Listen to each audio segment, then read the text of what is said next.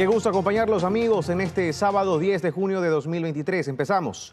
El correísmo definió a Luisa González y Andrés Arauz como el binomio con el que participarán en las elecciones anticipadas de agosto. El ex vicepresidente Jorge Glass también fue propuesto, pero declinó su candidatura. El correísmo se hizo esperar, pero finalmente este sábado definió el binomio con el que se van a presentar en los comicios anticipados del 20 de agosto. Lo hicieron en Puerto Viejo, Manabí. En primera instancia, Marcela Guiñaga, presidenta nacional de la Revolución Ciudadana y prefecta del Guayas, hizo el anuncio. Al compañero Jorge Glass Espinel y a la compañera Luisa González por Manabí. Sin embargo, ya en tarima el ex vicepresidente Glass se dirigió a la militancia y, para sorpresa de algunos, declinó su candidatura. Finalmente fue el mismo Jorge Glass quien propuso el binomio definitivo y que fue aprobado por el buró del partido. Se trata de la manabita y ex asambleísta del correísmo Luisa González, de la mano de Andrés Arauz, ex candidato a la presidencia. Estoy convencida de esta misión y tengo la fuerza, la capacidad, el valor para liderarla. Así el tablero electoral sigue tomando forma. El empresario Jan Topic, acompañado de la comunicadora y abogada Diana Jacome, irán respaldados por Centro Democrático, el Partido Social Cristiano y el Partido Sociedad Patriótica. Mientras el movimiento Construye auspiciará la candidatura del ex asambleísta Fernando Villavicencio, que irá de la mano de la activista Andrea González Nader como candidata a la vicepresidencia. Bolívar Armijos, expresidente de los gobiernos parroquiales rurales, busca también llegar a Carondelet junto a la comunicadora y asesora política Linda Romero, con el auspicio del Movimiento Amigo. Por otro lado, el Movimiento Pueblo, Igualdad y Democracia PID y el Movimiento Mover ex Alianza País respaldan el binomio conformado por el ex asambleísta Daniel Novoacín y la ex candidata a la alcaldía de Cuenca, Verónica Abad. Además, el ex vicepresidente Otto Sonnenholzner también buscará la presidencia de la mano de Avanza, Suma y la Izquierda Democrática. Esto junto a su binomio, la ambientalista Erika Paredes. Yacu Pérez hará lo propio apoyado por Democracia Sí, Unidad Popular y el Partido Socialista Ecuatoriano, aunque no ha anunciado quién sería la candidata para la vicepresidencia. Y Javier Hervas, ex candidato a la presidencia, volverá a intentar llegar a Carondelet con el Movimiento Reto, de la mano de Luz Marina Vega. El martes 13 de junio se cierran las inscripciones de candidaturas en el Consejo Nacional Electoral. Pese a que Jorge Glass no formará parte del binomio presidencial de la Revolución Ciudadana, la presidenta del Consejo Nacional Electoral, Diana Tamaín, explicó cuál era el proceso a seguir luego de las medidas cautelares concedidas al ex vicepresidente por el juez de Yaguachi, que restableció sus derechos políticos. El Pleno del Consejo Nacional Electoral recibe un informe técnico jurídico para revisar el cumplimiento de requisitos y que no estén inmersos en las inhabilidades que determina el Código de la Democracia y sobre todo la Constitución. Una vez que se revisa aquello sobre este informe, el Pleno del Consejo Nacional Electoral toma su decisión. En periodo electoral, la competencia de calificar candidatos, admitirlos o no, le corresponde exclusivamente al Consejo Nacional Electoral. Y sobre este mismo tema, el juez de Yaguachi, que le restituyó los derechos políticos a Jorge Glass, cometió prevaricato según el presidente de la Corte Nacional de Justicia, Iván Saquicela. El magistrado benefició al ex vicepresidente con medidas cautelares para que pueda participar en las elecciones, aunque Glass tiene 2 sentencias ejecutoriadas en firme.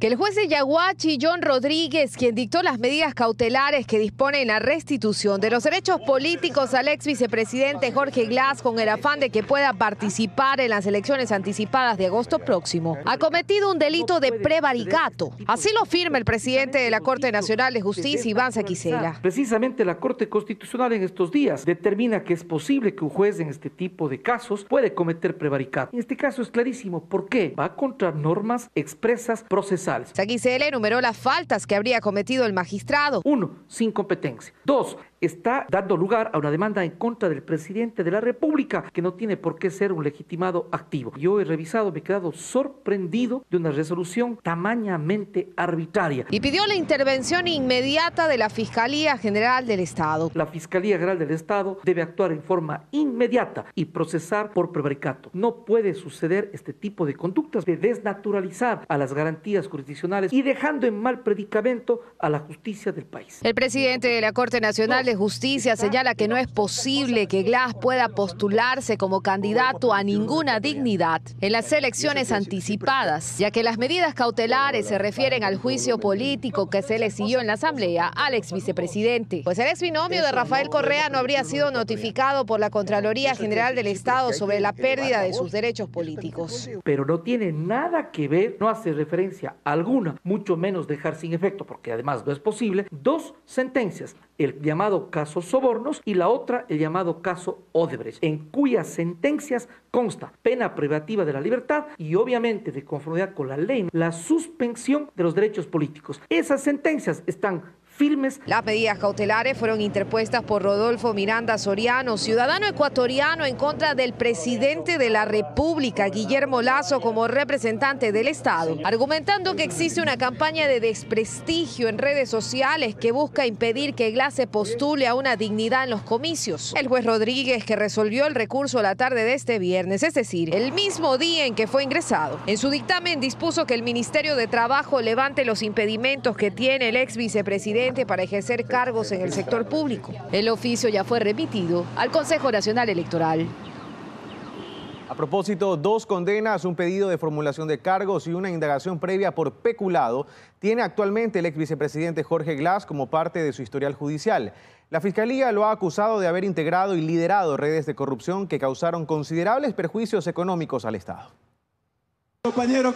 Con la justicia ecuatoriana, Jorge Glass, el segundo al mando en la época del correísmo, figura indiscutible de la Revolución Ciudadana y rostro vinculado al socialismo del siglo XXI, aún tiene temas pendientes. Pues si bien actualmente se encuentra en libertad condicional tras haber salido de prisión el pasado 28 de noviembre y está a la espera de que se le unifiquen las penas que tiene por los casos Sobornos y Odebrecht. La semana pasada, la fiscal general del Estado, Diana Salazar, solicitó que un tribunal fije fecha y hora para formular cargos en su contra. Ahora por presunta corrupción en la ejecución de obras en Manabí, luego del terremoto del 16 de abril de 2016 que tuvo como epicentro a un cantón de esa provincia. Al mismo tiempo, el Ministerio Público anunció la reapertura de la investigación previa en contra de 14 personas por las supuestas irregularidades detectadas en la adjudicación de un campo petrolero. Y uno de ellos es Jorge Glass. En ese, el también conocido como caso Singue, que volvió a cero por decisión judicial. Se habla del cometimiento del delito de peculado. Entre las sentencias que cumple Glass está una de 8 años de cárcel por cohecho. Ese es el caso Sobornos, en el que también fue condenado el expresidente Rafael Correa, ya que a los dos se los acusó de integrar una red de corrupción que entre 2012 y 2016 recibió aportes indebidos en el Palacio Presidencial de Carondelet para la financiación irregular del movimiento político Alianza País, que para entonces era el partido de gobierno. Esto a cambio de la adjudicación de millonarios contratos del Estado a empresas, entre ellas la brasilera Odebrecht. La otra sentencia es de 6 años por asociación ilícita, precisamente en el capítulo de Ecuador del escándalo de corrupción en que se involucró a la constructora, que entre 2007 y 2016 pagó 33,5 millones de dólares a funcionarios a manera de coimas para beneficiarse de contratos. Fue para pagar esas 2 condenas que Jorge Glass pasó cerca de 5 años encarcelado, desde diciembre de 2017 hasta noviembre de 2022. En ese lapso gozó de un corto periodo de libertad de 40 días entre abril y mayo del año pasado, cuando estuvo en vigencia otra medida cautelar que causó gran polémica al ordenar su inmediata liberación. Fue por disposición del entonces juez de Manglar Alto, Diego Moscoso, quien le otorgó un habeas corpus por sus supuestos graves problemas de salud, que después le fue negado. Además de haber sido vicepresidente durante la década en la que gobernó Correa, Glass también lo fue durante el mandato de su sucesor, Lenín Moreno, aunque durante unos pocos meses, pues fue entonces cuando aparecieron las primeras investigaciones por corrupción que lo involucran. Bien, retomamos la información político-electoral. En Quito se oficializó la inscripción de las candidaturas presidenciales de Otto Sonnenholzner y Fernando Villavicencio. Ambos acudieron con sus compañeras de fórmula a la sede matriz del CNE para aceptar sus postulaciones. 2 nuevas candidaturas presidenciales se oficializaron este sábado en la sede matriz del Consejo Nacional Electoral. El ex vicepresidente de la República, Otto Sonnenholzner, cumplió con el trámite de aceptar personalmente su postulación como parte del proceso de inscripción del binomio. Su compañera de fórmula es Erika Paredes. Nació en Cuenca, es licenciada en estudios internacionales y tiene 2 maestrías. La más reciente es en Administración Pública por la Universidad de Harvard. Hacerles a todos la invitación a entender que no es momento para priorizar objetivos de partido, posiciones personales, deseos individuales. Es momento de unir esfuerzos en función del bienestar colectivo. Independientemente de los objetivos que tenían en sus partidos, creo que es momento de llamar nuevamente a la unidad. Ese binomio se inscribió con el auspicio de la alianza denominada Actuemos, que está conformada por las organizaciones políticas Suma y Avanza. No consta el Partido Izquierda Democrática, que por las disputas internas entre sus dirigentes no ha oficializado el apoyo anunciado inicialmente a la candidatura de Sonnenholzner. Está abierto todavía el espacio para que se sumen otras organizaciones políticas. Efectivamente agradecemos a la Izquierda Democrática su interés en ser parte de esta alianza. El binomio conformado por Fernando Villavicencio y Andrea González también estuvo en el CNE para aceptar la inscripción de su candidatura presidencial bajo el auspicio del movimiento Construye. En ese marco, el exasambleísta dijo que presentará una propuesta para que las Fuerzas Armadas tengan una mayor participación en el control electoral durante las votaciones. Este candidato con Andrea González les vamos a derrotar a toda la delincuencia organizada. Estoy pidiendo en las próximas horas, presentando un documento y una propuesta para que sean las Fuerzas Armadas las que participen en el control electoral. El militar que está en cada recinto electoral tomará un registro de las actas y remitirá y llevará esas actas. Aquí no nos van a hacer fraude. El plazo para que otros binomios presidenciales oficialicen su candidatura vence el próximo martes 13 de junio. A propósito, hay novedades. Según el Consejo Nacional Electoral, no se está cumpliendo con la entrega de los recursos económicos aprobados para el desarrollo de las elecciones presidenciales y legislativas anticipadas. El organismo informó que el Ministerio de Finanzas no aprueba la emisión de certificaciones para contratar la impresión de papeletas, así como otros bienes y servicios. De acuerdo al CNE, esta situación pone en riesgo la organización de los comicios generales. Y en lo internacional, las autoridades colombianas informan que los menores de edad rescatados de la selva están fuera de peligro. Los hermanos fueron trasladados a un hospital de Bogotá, donde acudió el presidente Gustavo Petro. Los 4 niños indígenas que fueron rescatados tras sobrevivir 40 días en la selva amazónica de Colombia están fuera de peligro.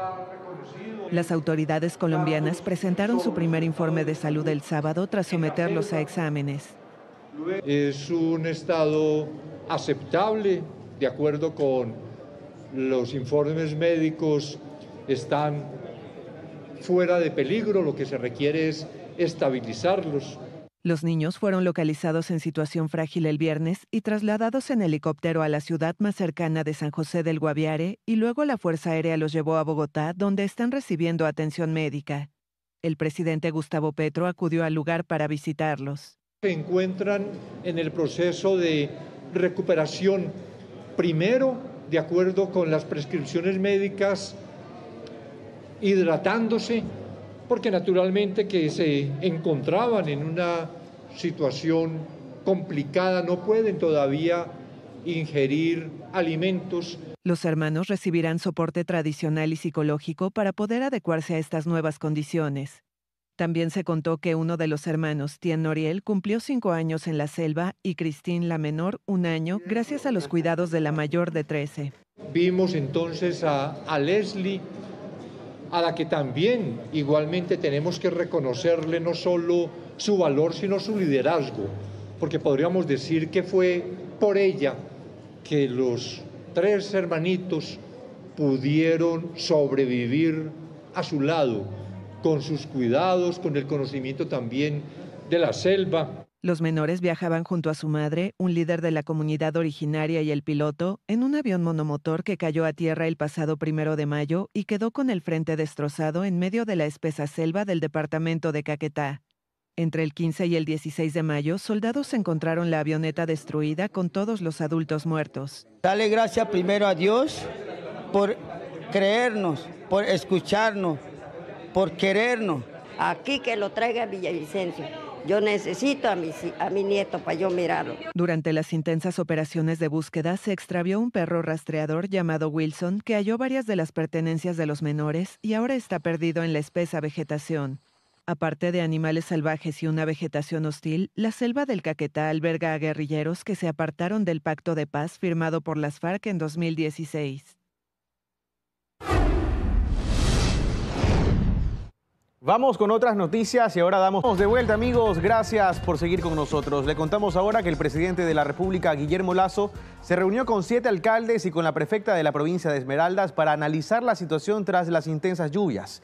El primer mandatario ofreció entregar $100 millones para obras de emergencia.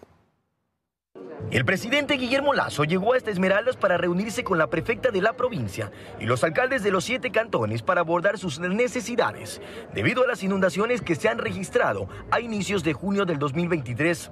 Vamos a hacer con toda la mayor voluntad con Esmeraldas todo el esfuerzo necesario para poder financiar los proyectos que aquí se han definido como prioritarios.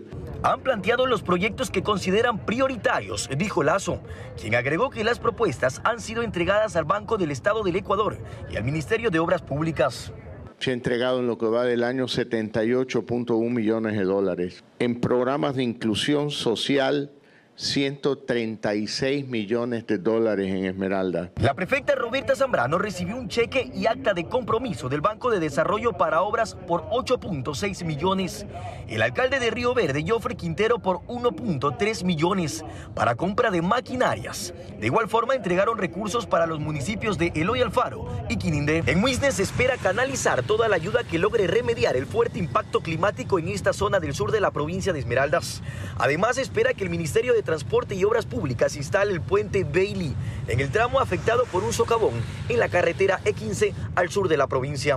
Coincidimos, agua potable, alcantarillado, maquinaria, es decir, Esmeralda ha sido olvidada por muchísimos años y es importante que el presidente tome la decisión política de invertir en Esmeralda. De esta manera es como varias personas solidarias se suman a ayudar a las personas damnificadas que se quedaron sin sus hogares. En este terreno construirán alrededor de 55 viviendas temporales para las familias que se quedaron en las calles. La estructura del gobierno se mantiene activada para brindar atención a la población afectada por las lluvias y las inundaciones en la provincia de Esmeraldas.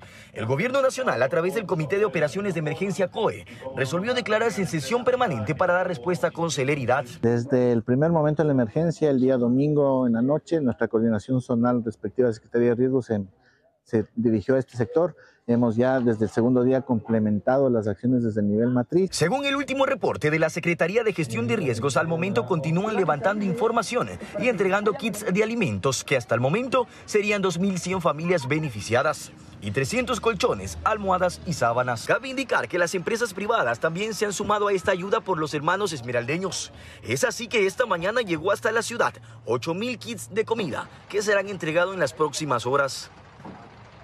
Y de Esmeraldas nos vamos a Santa Elena para contarles que los pescadores de esa provincia se preparan para la llegada del fenómeno del Niño. Aseguran que esta situación disminuirá su faena. Además, manifiestan que están propensos a riesgos y pérdidas de sus embarcaciones. El sector pesquero no se ve afectado tan solo por la delincuencia, sino también por el fenómeno del Niño, que sin haber llegado aún, ya empieza a causar estragos. Simplemente con un solo aguaje se ven desastres, catástrofes, todas esas cosas. ¿Y qué pasará con un fenómeno? Y es que el aumento de temperatura en el océano ocasiona que los peces busquen migrar. Por datos proporcionados por el IPIAP, conocemos que las especies se reaccionan de diferente manera según su fisiología. Algunas se van y otras se acercan a nuestras costas. La botella probablemente se verá disminuida al principio. Ha aparecido algo que sí nos llamó la atención porque no es usual, un recurso que se llama anchoveta y que no es nuestro, sino que la población principal se encuentra en el Perú. El invierno pasado, donde también vivimos temperaturas altas, ya se pudo evidenciar cambios. La mayoría de quienes se dedican a esta actividad se quedan sin trabajo durante el tiempo en el que mayor repercusión cause este cambio climático. Además, es uno de los gremios propensos a tener grandes pérdidas. Chaguaje, el mar se revuelve, la gente no puede salir a pescar. ¿Por qué? Porque son por las causas de el sistema climático. Los pescadores, tanto artesanales como industriales, van a tener que ir más lejos. Hasta el momento, según el INOCAR, han mantenido mesas de diálogo con los representantes de los GATS de cada localidad, con la finalidad de que se brinde ayuda a quienes están expuestos a sufrir daños colaterales. Además, sugieren a la ciudadanía mantenerse informados por fuentes oficiales. En este contexto le contamos que la represa Daule Peripa se prepara para el fenómeno del Niño. Al momento las compuertas se mantienen abiertas para desfogar agua. Desde SELEC señalan que se harán mantenimientos y que la descarga de agua no va a generar problemas de inundaciones. Es la represa Daule Peripa, ubicada entre las provincias de Guayas, Manabí y Los Ríos, al norte de la cuenca del río Guayas. El embalse opera desde 1982 y desde 1999 la estación eléctrica, que dota de energía a Manabí y parte de la provincia del Guayas. Aquí se están preparando para la llegada del fenómeno del Niño. Recorrimos la represa y lo primero que dejan claro es que las instalaciones se encuentran en óptimas condiciones para contener el agua de las intensas lluvias que se avecinan. No tenemos ninguna afectación, su infraestructura completamente operativa y las compuertas están operando también normalmente. Las 3 turbinas de la planta están operativas. Se monitorea además el caudal del río y cuánta agua se está conteniendo. Al momento las compuertas del vertedero de la represa Daule Peripa se mantienen abiertas. Esto como medida de preparación ante la llegada del fenómeno del Niño al país. Para llegar al mes de octubre, noviembre a un nivel que nos permita contener la mayor cantidad de agua con el incremento de precipitaciones que se vayan a dar en los meses de noviembre y diciembre. Mantenemos las compuertas abiertas y como te darás cuenta, la tenemos a 1 metro para seguir bajando el nivel del embalse. Al disminuir la cantidad de agua contenida, esperan contar con el espacio suficiente para recibir las lluvias que volverán a subir los niveles de agua. Pudiésemos contener una mayor cantidad de agua, no importa el caudal que venga hacia la represa Daule Peripa, nosotros mantener una descarga constante baja que no vaya a afectar en mayor manera a las poblaciones que están al sur de la represa. En el mes de abril ya se abrieron las compuertas ante el aumento del caudal del río.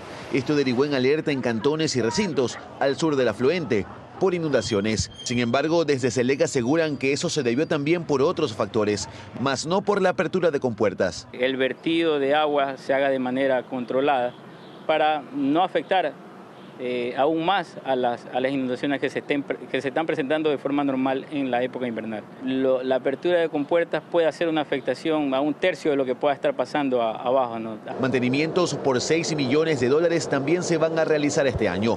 Incluso en agosto se hará un alto a las operaciones. Revisión al control de las compuertas, mantenimiento de una válvula, el registro de las inspecciones de los diques. Con esto en la represa Daule Peripa aseguran que van a estar listos para la llegada del fenómeno del Niño y que la dotación de energía eléctrica no se verá afectada. Otros temas, 8.500 nuevos policías estarán en las calles del país. La intención es fortalecer la presencia de uniformados y combatir la inseguridad. En ciudades como Guayaquil, los ciudadanos señalan que es necesaria la presencia de los uniformados y que tengan la preparación suficiente para enfrentar los índices de violencia. Esta mañana, Sauces 9, norte de Guayaquil, amaneció con operativos en las calles. Elementos de la policía inspeccionando vehículos, motos y conductores. Y es que la intención es reforzar la seguridad en la ciudad. De control, lo que son armas de fuego, armas blancas, registro de vehículos, registro a personas. Estas son acciones que se dan un día después de la graduación de 8.500 nuevos policías, que van a ser desplegados en diferentes puntos del país, pero sobre todo en ciudades como Guayaquil por sus índices de inseguridad. Nuevos elementos que para la ciudadanía son necesarios. Más tranquilo ahora, salí a caminar con mi hermano esta mañana y vi más policías. Todo lo que es combatir la delincuencia es bueno. Esperemos que tenga un buen accionar. Durante este fin de semana se ha visto operativos y patrullajes. El presidente Guillermo Lasso fue claro al dirigirse a los nuevos elementos. Utilicen su arma de dotación con decisión y entereza para defender la seguridad de ustedes, de sus compañeros y de toda la ciudadanía. Que habrá respaldo, dijo el presidente, a los nuevos policías que ingresarán a un proceso de reentrenamiento en combate cerrado con armas cortas y largas. Tienen un respaldo jurídico para el uso progresivo y legítimo de la fuerza. Ya son 60.000 los uniformados con los que cuenta la policía y se abrirá una nueva convocatoria para iniciar la formación de más elementos. Para noviembre, el Ecuador tendrá 65.000 policías a su servicio. Que un mayor contingente de la policía en las calles se convierta en mayor seguridad es lo que espera pronto la ciudadanía. Contamos ahora que 9 miembros de la banda Los Choneros cumplen prisión preventiva, mientras que 2 integrantes de los Tiguerones fueron sentenciados a 10 años de cárcel. Exfuncionarios judiciales esperan que esta clase de grupos condenados hayan aumentado. 9 miembros de la banda delictiva de Los Choneros son procesados por su presunta implicación en el delito de terrorismo. Los sujetos, que utilizaban varios inmuebles para el almacenamiento de armas de fuego y material explosivo, protagonizaron una balacera en la zona minera de Chinapinza, en la provincia de Zamora Chinchipe. La Fiscalía solicitó prisión preventiva para ellos y el juez, a cargo de la audiencia de calificación de flagrancia y formulación de cargos, aceptó la medida cautelar, por lo que fueron trasladados a la penitenciaría del Litoral. Casi al mismo tiempo, 2 miembros de la banda de los Tiguerones fueron condenados a 10 años de prisión por terrorismo. Los sentenciados son Jorge Alberto S. y Harold Elías C., quienes detonaron un carro bomba justo aquí, en las inmediaciones de la Unidad de Vigilancia Comunitaria de la Policía Nacional en el sector de la Florida, al norte de Guayaquil, unidad que desde entonces está vallada. La investigación determinó que la explosión fue una represalia en contra de ciudadanos y agentes policiales por acciones realizadas a favor de la comunidad, como el haber borrado grafitis alusivos a la banda. Roberto Gómez Mera, quien presidió la antigua Corte Suprema de Justicia, considera que como esta deben venir muchas más sentencias. Aquí no hay circunstancias favorables, porque el delincuente que pone una bomba o descuartiza con el ánimo de impactar causando terrorismo es lo máximo que hay en criminalidad. No hay razón para disminuir la pena. De hecho, desde el 30 de abril pasado entró en vigencia una reforma al artículo 366 del Código Orgánico Integral Penal, que antes sancionaba el delito de terrorismo con entre 10 y 13 años de cárcel. Las nuevas condenas van de 16 a 26 años de prisión, dependiendo de la gravedad. El exmagistrado incluso hace hincapié en la rapidez con la que se deben emitir estas sentencias. La rapidez es un factor que puede contener a individuos que están incursionando en el campo del terrorismo. Hay jueces especializados para conocer este tema. Lo que sucede es que no han pasado todos los expedientes a conocimiento de esta unidad, lo cual sería prudente que se haga en los próximos días. La exfiscal general del Estado, Mariana Yepes, incluso sugiere que el accionar de los jueces en quienes recaigan estas causas sea vigilado. Debería hacerse este control que corresponde al Consejo de la Judicatura. El 13 de mayo pasado, es decir, hace ya más de un mes, el presidente de la República, Guillermo Lasso, firmó el decreto ejecutivo 730 con el que se declaró al terrorismo como amenaza para el Estado. Consultamos a la Corte Nacional de Justicia cuántas sentencias por terrorismo se han dictado en ese lapso, pero el dato aún no ha sido proporcionado.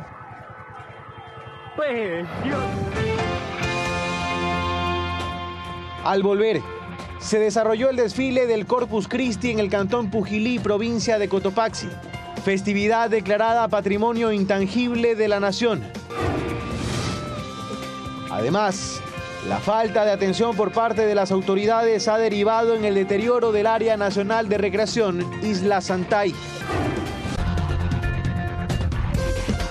Regresamos. El gobierno de Guillermo Lasso no podrá concretar la liquidación de TAME, firma que tiene 23 veces más pasivos que activos. Sin embargo, en los meses restantes, el régimen apunta a terminar de cerrar medios públicos EP, correos y ferrocarriles del Ecuador. Se liquidaron 2, Ecuador Estratégico y Centros de Alto Rendimiento. Quedan 6. La meta es que se pueda concluir con la liquidación de al menos la mitad de estas empresas públicas en lo que resta del gobierno. En este grupo, Correos y Ferrocarriles del Ecuador, así como medios públicos EP, todas en diferentes etapas de cierre. Joaquín Ponce es el presidente del directorio de la empresa coordinadora de empresas públicas EMCO. La más pronta va a ser Correos del Ecuador. ¿Por qué? Porque Correos del Ecuador a día de hoy ya ha enajenado todos sus activos. Es del 100% de los activos están, digamos, realizados. Sin embargo, según los cálculos de EMCO, el cierre de otro grupo de empresas constituido por Fabrec, Unidad de Almacenamiento y TAME, podría tomar hasta 2 años. Lo que significa que en este gobierno no sucederá. Seamos francos, estos son casos bastante complicados. Un caso particular, Tame EP, cuyos activos suman 18,6 millones de dólares, pero sus pasivos alcanzan los 412 millones de dólares. Es decir, hay un patrimonio negativo de 393 millones de dólares. En este caso, de por medio, señala Ponce, una millonaria deuda por combustible y complicaciones para cerrar debido a la falta de mantenimiento de equipos y aeronaves. Hay un saldo aproximado a favor de Petroecuador por 200 millones de dólares. Es decir, cuando el Ministerio de Transporte reciba esa cuenta por pagar, va a tener que trabajar con Petroecuador de cerca para que en Petroecuador se pueda determinar cómo dar tratamiento a esa cuenta. Tienes empresas que no actuaban como empresas, sino más bien como centros de gasto desmedido, como TAME, que ha dejado una cuenta por pagar de 400 millones. Cuando de estas 6 empresas esperamos que más o menos haya un saldo a favor del Estado por 100 millones de dólares. Para acelerar y facilitar los procesos de liquidación que empezaron en mayo de 2020 durante el gobierno de Lenín Moreno, se expedirá un decreto ejecutivo con nuevos plazos y condiciones. El documento, asegura Ponce, ya cuenta con la aprobación del Ministerio de Finanzas y se firmará en los próximos días. Cambiamos de tema para contarles que miles de turistas llegaron hasta el cantón Pujilí, en la provincia de Cotopaxi, para ser testigos de una edición más del desfile de Corpus Christi. Música en vivo, bandas de pueblo, bailes y trajes autóctonos fueron las características de esta fiesta popular en el centro del país. Las calles del cantón Pujilí se llenó de color y música con las diferentes delegaciones que participaron en una edición más del desfile del Corpus Christi. Esperas un año para que pase esto y te preparas mucho. Se siente algo especial, algo lo más lindo. Dejas todo. Comparsas locales, nacionales y extranjeras estuvieron presentes para saludar a la tierra del danzante, emporio musical del centro del país. Hoy como universidad tenemos que también aportar a ese desarrollo, a ese enriquecimiento de todas las tradiciones de nuestro pueblo. Queremos que propios y extraños conozcan lo que tiene nuestra institución en ese aporte como tal a esa cultura de nuestro país. Una de las delegaciones internacionales que participó en el desfile fue la comparsa que llegó desde Jalisco, México, cautivando a todos los asistentes con su traje, música y baile. Jalisco tiene un desarrollo cultural diferente por todo su atuendo y la música, y sobre todo lo más representativo de Jalisco ha sido el mariachi. El embajador de la República de China, así como otros invitados, fueron parte de este desfile multicolor y diverso que gustó a propios y extraños. La verdad me parece muy bonito, la verdad es más colorido y uno se siente un poco más de cerca esta fiesta. Nuestra cultura siempre queremos que se realce mucho más, porque esto le podemos heredar a nuestros hijos como cultura. Las tradiciones de un pueblo es algo que nos caracteriza como ecuatorianos. El Cantón Mejía se prepara para una de sus festividades más importantes. Que el 22 de julio es el gran paseo procesional de Chagra en Mejía. Cordialmente invitados todos a festejar de esta gran fiesta cultural intangible aquí en el Cantón Mejía. Las delegaciones demostraron sus mejores bailes con el propósito de alcanzar el danzante de oro. La falta de atención por parte de las autoridades ha derivado en el deterioro del área de recreación nacional Isla Santay. La poca cantidad de visitantes ha afectado significativamente la economía local. Los comuneros, quienes viven sin servicios básicos, inclusive piden una rápida intervención. Que por acá está todo mal, nos dicen ellos, los comuneros de San Jacinto de Santay. Para hablar de la situación de la isla situada en el río Guayas entre los cantones de Guayaquil y Durán, nos piden comenzar por el estado de las camineras, que son las vías de acceso al área de recreación nacional. Si bien el Ministerio de Ambiente, a cargo de este espacio, anunció a inicios de semana el arranque de los trabajos de reparación, en gran parte del tramo que sale de Guayaquil aún hay tablones levantados y enormes huecos. Hoy ya pues los turistas casi no entran por los motivos que están dañados. Ya caminando ya no vienen. y en bicicleta poco. Benito Parrales, colono de 76 años de edad, es el encargado de un observatorio que la mayor parte del tiempo pasa así, pasivo. Esa María, en cambio, es guía turística. Hoy por hoy prácticamente no tiene con quién trabajar. No hay cómo comer. Ese es mi trabajo y ese es mi título. Elsie y Benito nos reciben en el muelle al que llegan las lanchas que salen del Malecón 2000, la única alternativa de acceso que tienen los pocos visitantes que todavía van a recorrer la isla Santay, sobre todo en feriados. Algo que evidentemente ya no pasa. ¿Cómo se siente? Olvidado, abandonado. Y no solo por la gente, acota Rosario, ya que en Santay todos coinciden en que las autoridades fueron las primeras en olvidarlos. Porque no tenemos agua, no tenemos luz.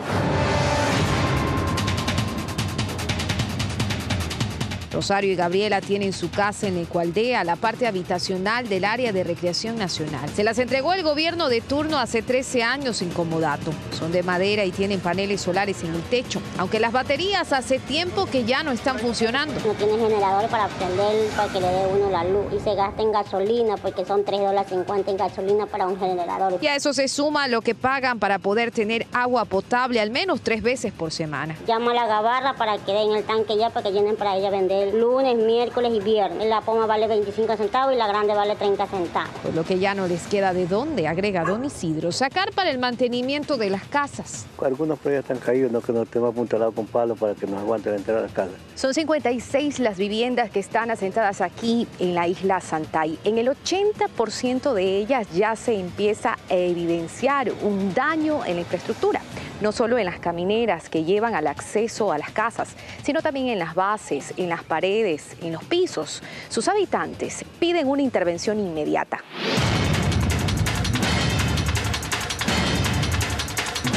Además del turismo, en San Jacinto de Santay se vive de la pesca, otra actividad productiva que atraviesa una dura época. Se coge, a veces no se coge. Más los piratas que andan en el río nos roban. A Narciso le ha pasado en 3 ocasiones. Con fusil, revólver, todo. Por eso a los múltiples pedidos que tienen en Santay se suma uno más. Seguridad y todo el río. No tenemos los guardias privados. Santay fue declarada área de reserva natural en el 2010 y el acceso es gratuito. La actual prefecta del Guayas, Marcela Guiñaga, solicitó por escrito el traslado de la competencia al Ministerio de Ambiente para poder intervenir la isla.